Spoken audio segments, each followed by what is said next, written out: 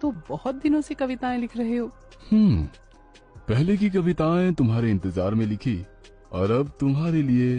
तुम्हारी बातें कभी कभी मेरी समझ में बिल्कुल भी नहीं आती, बट आई लव यू। अनुपम और श्रेया ने भी हर आशिक की तरह सपने देखने शुरू कर दिए। समंदर के किनारे घर बनाने की, चांद तारे तोड़ लाने की, मम्मी से बात कर। और एक दूसरे का साथ अच्छा मरते चलो, अपना दम तक फोन नहीं रखती हूँ, छोड़ने बहुत की। देर से ऊपर ही हूँ। लेकिन वो कहते हैं ना कि सारी चीजें अगर सही सही हो तो जिंदगी बेरंग हो जाती है, और ऐसा ही श्रेया और अनुपम के साथ भी हुआ। श्रेया के ताऊजी ने अनुपम और उसे एक मॉल के बाहर मिलते देख लिया।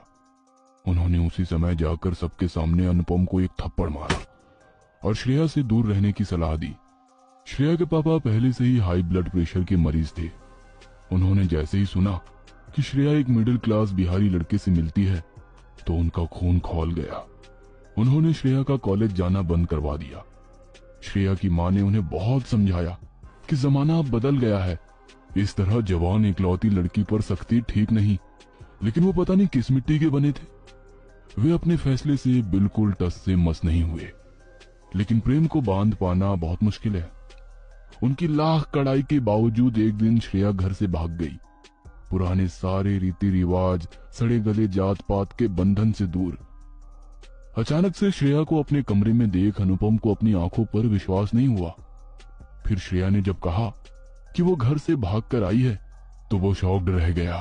अनुपम, तुम्हारे बिना अब जीना बहुत मुश्किल हो गया है। तुम मुझे यहाँ से ले चलो, नहीं तो पापा और ताऊजी हम दोनों को मार देंगे। वे दोनों भागकर जयपुर पहुंचे। जयपुर में श्रेया की बुआ रहती थी। उसकी बुआ उसे बहुत प्यार करती थी। श्रेया ने अपनी बुआ को सारी बातें बताई। बुआ ने उसका साथ देने का वादा किया। वे दोनों कुछ दिन वहीं रहे। थोड़ी भागदौड़ के बाद अनुपम को एक मार्केटिंग कंपनी में बहुत अच्छी सैलरी जॉब मिल गई। अनुपम ने श्रेया से शादी कर ली। उसके बाद अनुपम ने दूसरी जगह किराए पर एक बड़ा सा घर ले लिया। घर के सामने एक छोटा सा गार्डन भी था। वे दोनों वहीं शिफ्ट हो गए। उनकी सारी खुशियां फिर से वापस आ गई। ऐसा लगा कि सारे सपने एक ही झटके में पूरे हो गए। सारा दिन प्यार ही प्यार।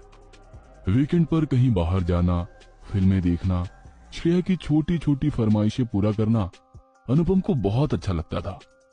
कभी वो उसके लिए नई ड्रेस लाता तो कभी नई परफ्यूम्स। जिंदगी के हर एक पल को वो जी रहे थे। लेकिन इन नए घर में शिफ्ट होने के 3 महीने बाद